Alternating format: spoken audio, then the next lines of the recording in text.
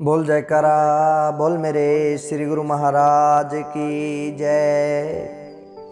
श्री नंगली निवासी भगवान की जय।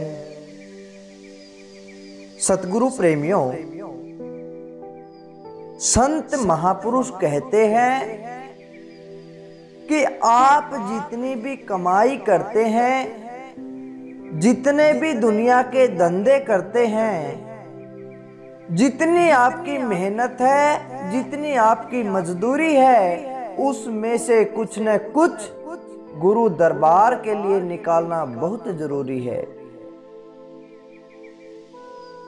जितना हो सके थोड़ा से थोड़ा, ज्यादा से ज्यादा अपनी इच्छा के अनुसार, अपने सामर्थ्य के अनुसार कुछ न कुछ गुरु दरबार के लिए जरूर निकालें। प्रेमियों, यह कोई छोटी बात नहीं है कि आप गुरु दरबार के लिए जो निकालते हैं वह कभी व्यर्थ नहीं जाता। प्रेमियों, एक बार की बात है, गुरु हर राय साहिब जी संगत में वचन कर रहे थे कि जो गुरु के लिए थोड़ा कुछ निकालते हैं उनके घर में रोग, कष्ट और कलेश भी निकल जाते हैं। अब यह प्रसंग चल रहा था, गुरु महाराज वचन फरमा रहे थे, तभी एक गरीब आदमी उठा और कहने लगा कि महाराज, मैं बहुत गरीब हूं, मैं कैसे कुछ निकाल सकता हूं, मुझे तो किसी धर्मशाला में देने में भी शर्म आती है। प्रेमियों, उसके यह वचन सुनकर महाराज जी फरमाने लगे कि बेटा, कितनी रोटी खाते हो? वह गरीब फरमाने लगा कि महाराज, मैं 4 रोटी खाता हूं। तभी महाराज जी ने हुक्म किया कि आज से 3 रोटी खाओ और 1 रोटी दान दे दो। अब वह आदमी बड़ा अचंभित हो गया, कहने लगा कि महाराज, 1 रोटी से भला क्या होगा?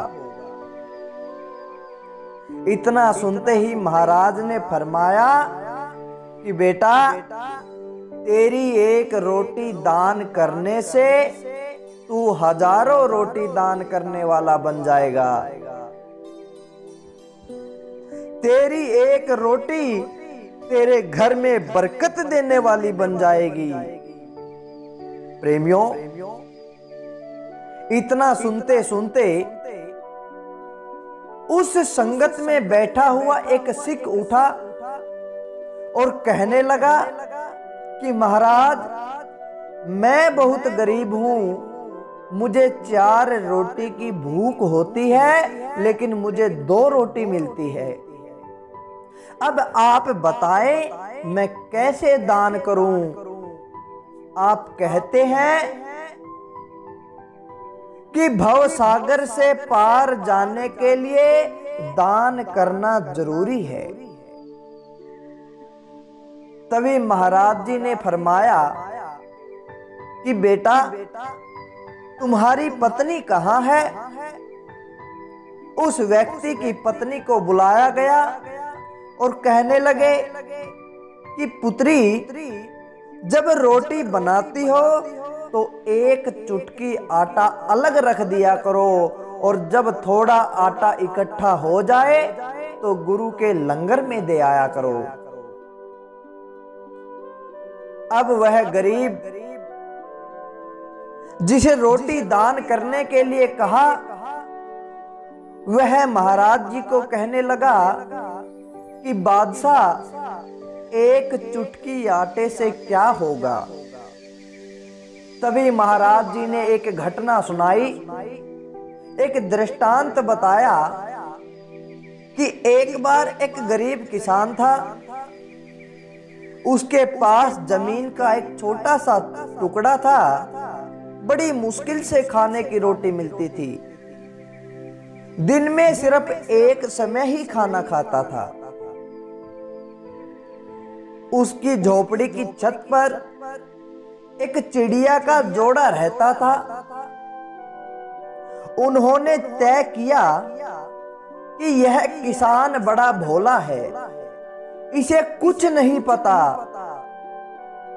हम आज से इसके अनाज के 4 दाने रोज गुरु के लंगर में डाल देंगे। प्रेमियों, उस चिड़िया के जोड़े ने ऐसा करना शुरू कर दिया। अब किसान के घर में बरकत होने लगी। सतगुरु प्रेमियों, इस संसार ने, इस समाज ने हमें केवल लेना सिखाया है, देना नहीं सिखाया। किंतु कुदरत का नियम है, जो हमें चाहिए हमें वही बांटना पड़ता है। सुख चाहिए तो सुख बांटो। जैसा हम व्यवहार दूसरों से चाहते हैं, वैसा व्यवहार पहले आप दूसरों के साथ करो। जब बीज मिट्टी में बोया जाता है तो वह पेड़ बनता है जिस पर हजारों फल लगते हैं। किंतु शर्त यह है कि बीज मिट्टी में जाना चाहिए। हम हर पल कर्म का बीज बो रहे हैं, हर समय कर्मों के फल उग रहे हैं। जैसा बीज हम बो रहे हैं वैसा ही पेड़ और वैसे ही फल मिल रहे हैं। दान ऐसे करना चाहिए कि दाया हाथ करे तो बाएं हाथ को पता न लगे। किंतु लोग दान के नाम पर अपनी ख्याति चाहते हैं, अपना नाम साथ में लिखवाते हैं। ऐसे दान का कोई फल नहीं मिलता। प्रेमियों, उस किसान ने इतनी जमीनें खरीदी कि झोपड़ी तोड़कर हवेली बना ली, तो चिड़िया का घोंसला भी तोड़ दिया। उस अनजान किसान को यह नहीं पता था कि यह बरकत कहां से आ रही है। यह बरकत उन अनाज के 4 दानों से आ रही थी जो लंगर में दिए जा रहे थे। धन आने पर किसान को बुरी आदतें पड़ गई, वह बुरे कर्म करने लग गया। तो चिड़िया ने सोचा कि इस पर तो इसका बुरा असर हो गया। अब हम 4 दाने इसके घर में डालेंगे। गुरु लंगर से लेकर इसके घर में वो 4 दाने रखा करेंगे। अब धीरे धीरे वो किसान वापिस से गरीब हो गया, अपनी बुरी आदतों के कारण। प्रेमियों, जो संगत सेवा के लिए धन देती है वे लोहे के चने हैं। यह जरूरतमंदों के लिए है, कोई इसका अपने लिए प्रयोग नहीं कर सकता। गुरु दरबार की रोटी खाने के लिए नित नेम पूरा होना चाहिए। इसलिए गुरु दरबार में जितना प्रसाद मिले उतना खाओ, मांगो मत। जो संगत धन सेवा में देती है वो किसी और को इस्तेमाल नहीं करना चाहिए, वरना कुल के कुल खत्म हो जाते हैं। उस किसान ने महाराज से पूछा कि मैं अमीर कैसे हुआ था। प्रेमियों, वह किसान भी एक जमाने में बहुत अमीर था। धीरे धीरे वह गरीब हो गया था। अब वह भी महाराज जी से पूछने लगा कि मैं कैसे गरीब हुआ, मैं तो इतना अमीर था। प्रेमियों, संत महापुरुष हमेशा वक्त के हिसाब से बात करते हैं और उनकी बातें उन्हीं के लिए होती है जिनको उस समय जरूरत होती है। महाराज जी फरमाने लगे कि बेटा, तू अमीर था, अब गरीब हो गया, क्योंकि वह चिड़िया का जोड़ा जो 4 दाने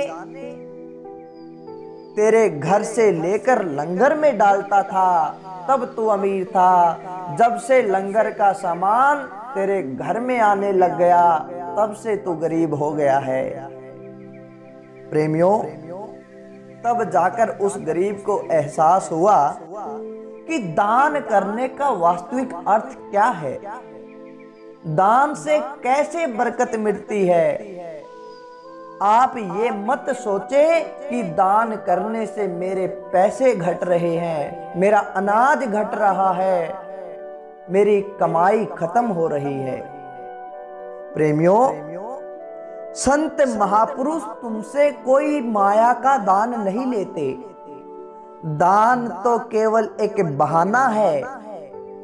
वास्तविक अर्थ देखा जाए, छुपी हुई सच्चाई यह है, वह दान के बदले तेरे पाप कर्म ले रहे हैं, तेरे पाप कर्मों का बोझ ले रहे हैं।